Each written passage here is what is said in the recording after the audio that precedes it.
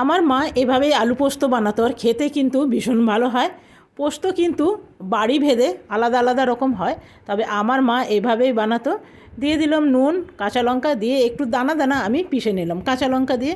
এখানে দিয়ে দেবো সামান্য তেল, আর একখানা আমার ঝিঙে ছিল সেটাও আমি দিয়ে দিলাম, কেন একখানা ঝিঙে ফ্রিজেই পড়েছিল, যদি না দিই না নষ্ট হয়ে যাবে।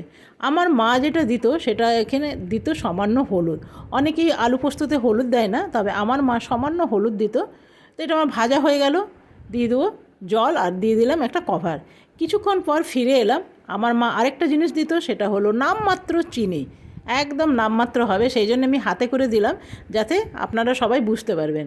আর পোস্ত দিয়ে নাড়াচাড়া করে দেখুন আমার একদম রেডি হয়ে গেল, আমি এটা নামিয়ে নেব। দেখুন পোস্তটা দেখতে কী সুন্দর হয়েছে। আজকে আমার রান্নাঘরে বানানো হয়েছে ডাল, এটা হলো প্লেন মসুরির ডাল, আছে আচার, পেঁয়াজ আর আলু।